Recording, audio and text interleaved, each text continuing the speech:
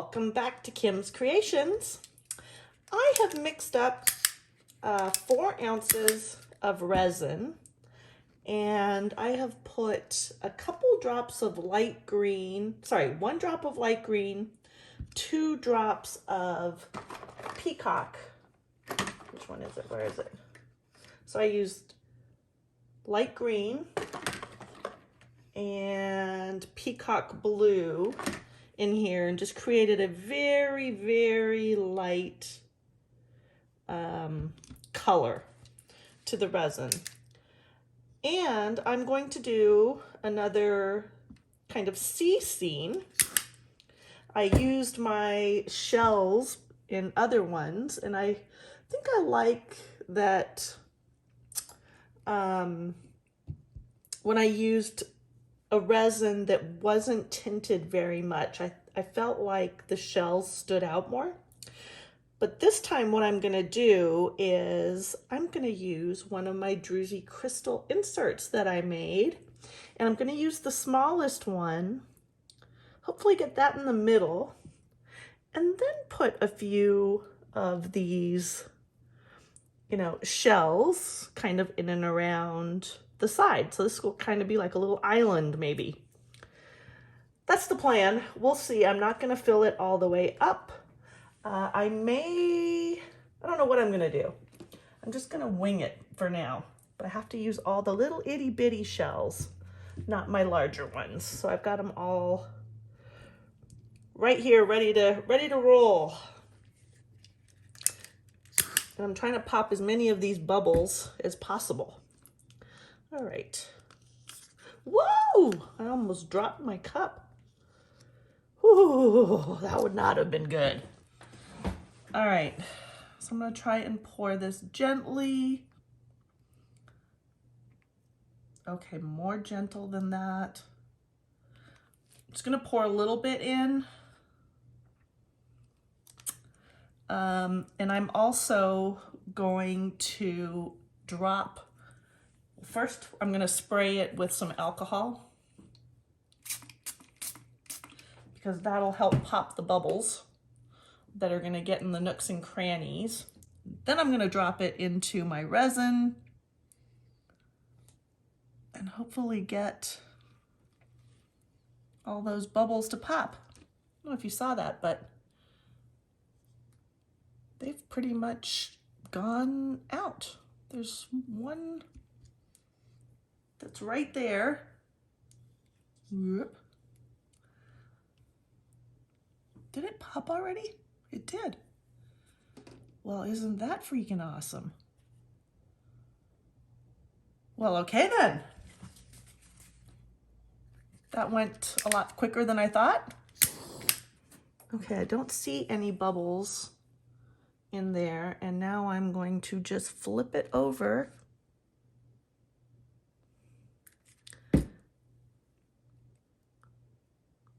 Get off. There. Yay. Yay, yay, yay.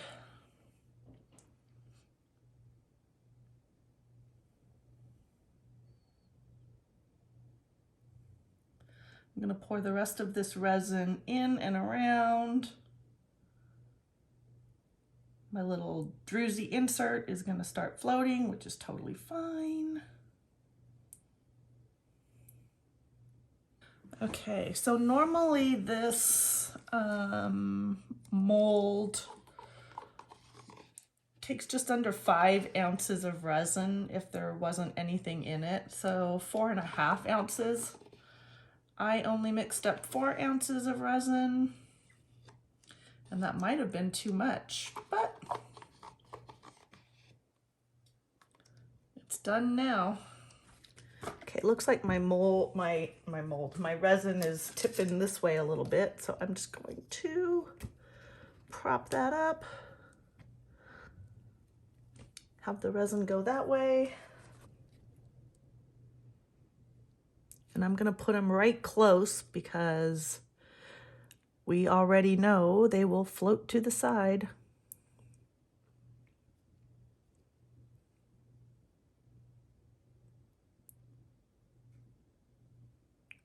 Don't you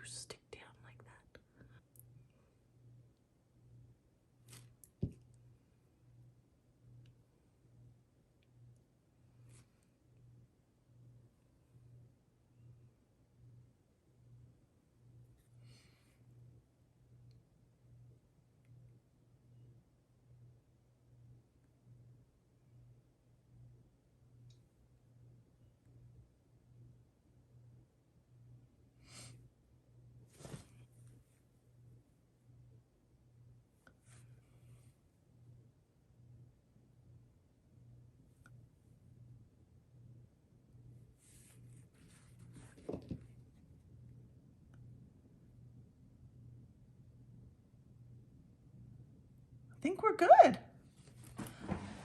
All right, she's done. I'm gonna cover this up and I will check on her in about 10 minutes just to make sure those are staying where they're supposed to stay and haven't floated to the sides. But otherwise, I will see you tomorrow when we unmold this. Welcome back. Okay, let's see. I'm going to... So I did have to come back and scoot all these pieces back in several times. Pain in the butt. But let's get these out. My little shells.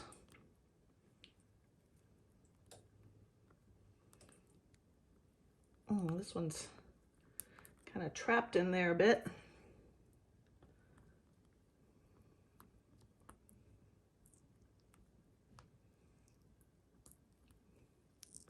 Try and scoot him out. There we go.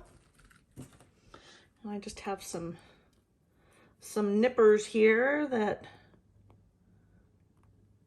we can use to cut the overflow off. I would suggest wearing safety glasses. I wear glasses normally, so I'm okay, but I have had these little bits come flying out, so be aware. Safety first. Okay, that's fine.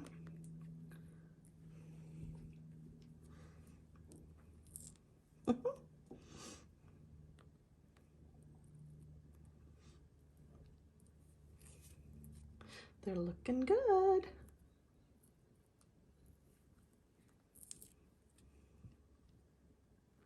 I'm gonna end up doing a little cleanup around some of these bits. Because I think on this one, what I'm going to do in the next stage is I am going to dust the different shells with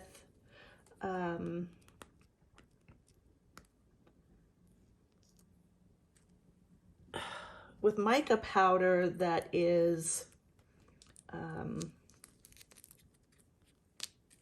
forget what the word is. Just peel that off. It was easy. And then I'm going to very carefully try and get my druzy out.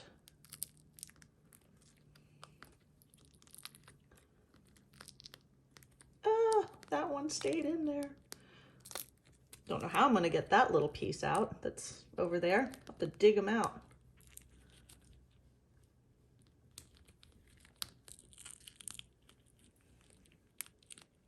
Yay. Just be careful. Take your time with these.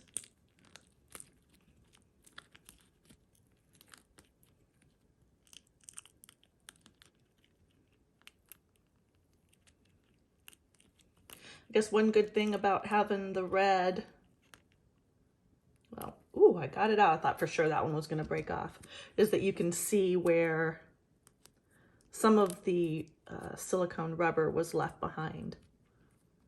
All right, so I don't know if you can see that, but there's a bit of a lip just right here. So I will shave that down, flatten it out.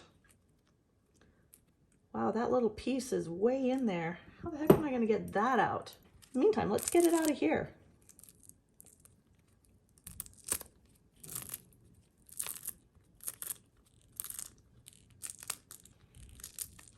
See what it looks like on the other side.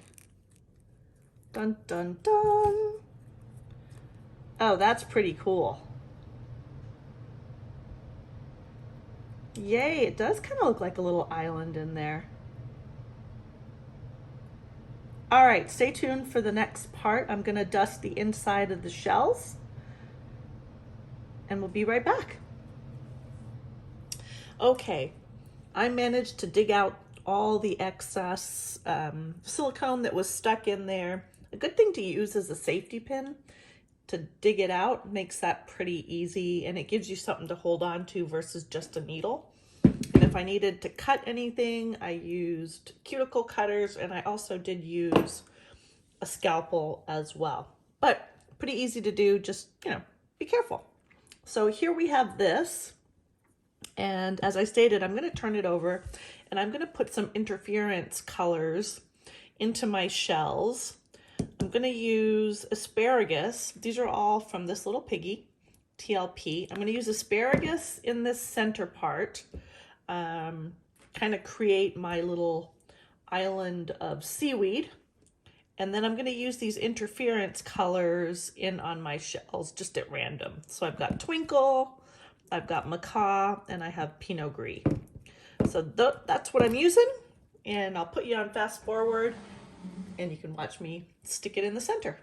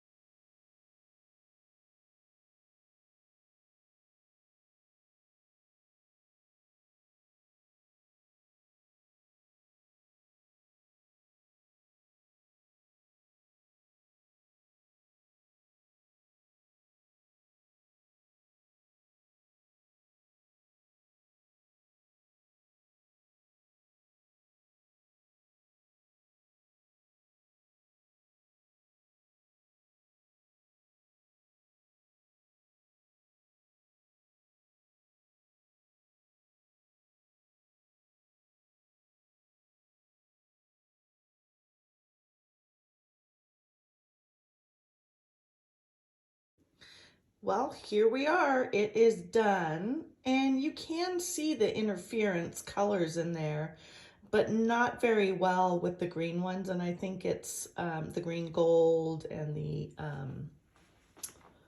indigo gold ones, but you can definitely see the violet ones. So try and get that where can I put this? So that one there, you can see the blue and there, and the others just pretty much look the same. I guess there is a little difference. So here's on a dark background. On the white background, a clear background, you can see the colors a little better. I do like my seaweed island, so that's pretty cool.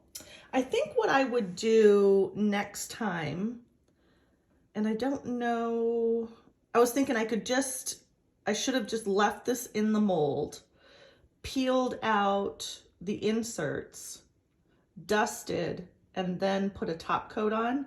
But I think that the mica powder would have floated. I did get some of that anyway, even though I was trying to be really careful. I know some of my seaweed, the seaweed color, which is actually asparagus, did move out. So I can see it in certain lights. But an alternative would be to dust the inserts before putting them onto the surface, and maybe that would help. I'm not sure.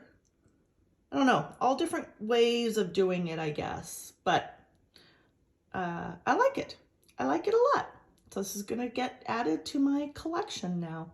So let me know what you guys think of this. Have you done the iridescent powders on inserts in inserts? If you have, how did you do it? I'm curious to know, and did you like the outcome? All right, thanks for being here, as always. And hit that thumbs up button. If you're not subscribed, I'd really appreciate it if you hit that subscription button. And I will catch you on the next video. Bye for now.